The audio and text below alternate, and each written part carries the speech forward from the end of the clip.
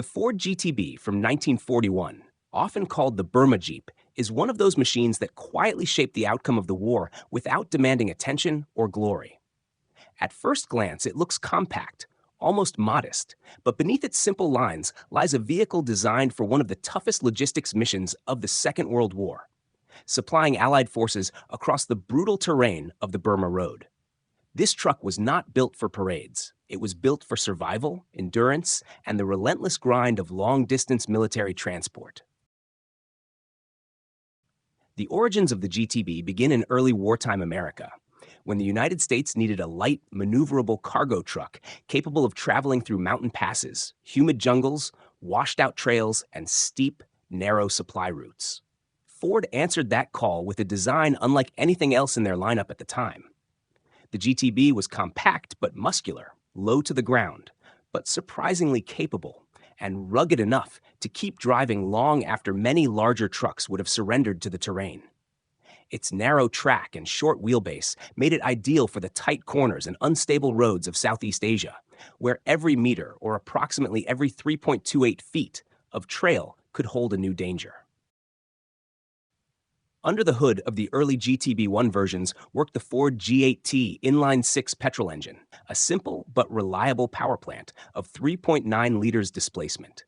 It produced around 90 horsepower and delivered approximately 144 newton-meters of torque, equivalent to roughly 180 pound-feet.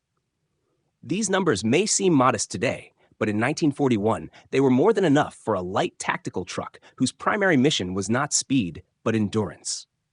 The torque curve of the engine allowed the GTB to climb steep inclines, crawl over broken ground, and pull a loaded trailer even when traction was poor. The engine was deliberately designed to be repairable in the field, with soldiers reporting that nearly any issue could be fixed with simple tools carried on board. The transmission was a 4-speed manual paired with a 2-speed transfer case, giving the truck both a high gear for open terrain and a low gear for difficult climbs. Combined with its 4x4 drivetrain, the GTB-1 offered a level of off-road strength that made it almost unstoppable for its size. It could wade through mud, cross small streams, maneuver between rocks and fallen trees, and squeeze through mountain passes where larger trucks had no chance. The entire vehicle seemed to be shaped by the idea that roads would not always exist, and that the truck must still find a way forward.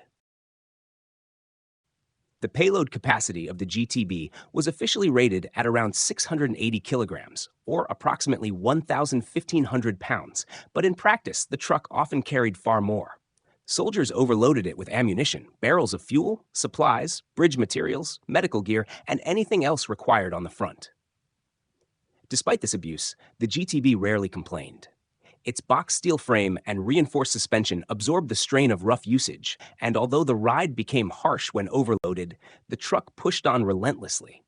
Many crews said the GTB had the stubbornness of a mule, refusing to quit even under punishing conditions. One of the most distinctive features of the GTB-1 early version was its low cab with a canvas roof and a sharply slanted front grille. The design was compact on purpose. It allowed the truck to maintain a low center of gravity, reducing the risk of tipping on narrow paths or unstable ground. The narrow width also meant the truck could move along routes where every centimeter of clearance mattered. In jungle environments, where vegetation thickened around the road like a living wall, the GTB felt almost at home.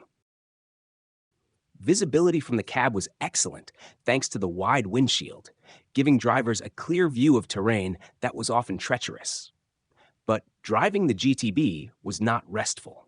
The interior was cramped.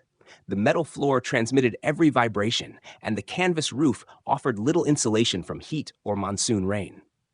Yet despite this, crews trusted the truck deeply because it behaved predictably. It did not surprise you with sudden failures. It telegraphed its intentions.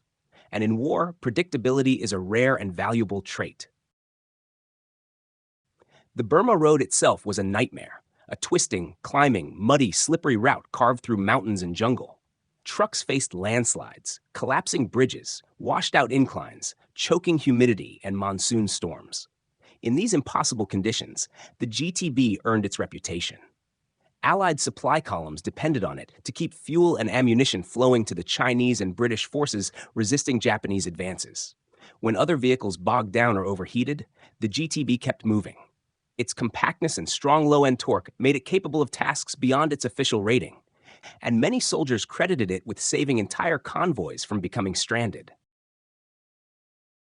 The GTB was also produced in several variants, including cargo, bomb service, wrecker, and communications versions.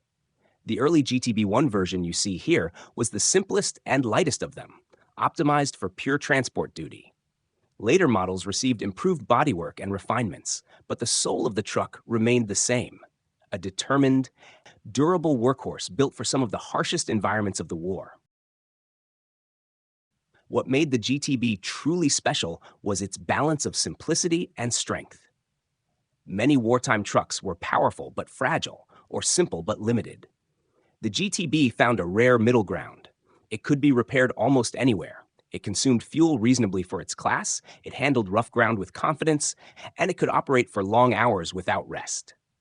For mechanics, drivers, and commanders, the GTB was a dependable partner in a world where almost nothing else was dependable. Today, finding a surviving Ford GTB in good condition is a reward for any military vehicle enthusiast. Restored examples reveal the surprising beauty of its functional design: the upright grille, the compact hood, the military markings, the tough stance. But more than that, they carry the stories of the men who drove them through landscapes that seemed determined to swallow machines whole. Every dent, every scratch, and every faded stencil tells a piece of history that deserves to be remembered. The GTB might not have the fame of the larger GMC or the versatility of the Dodge WC series, but it earned something just as important: the respect of the soldiers who depended on it. It is a reminder that victory is often built not by the glamorous machines, but by the ones that do the quiet, exhausting, essential work every single day. If you want to hear more stories about the machines that shaped history, make sure to subscribe. Many more remarkable vehicles are waiting to be explored.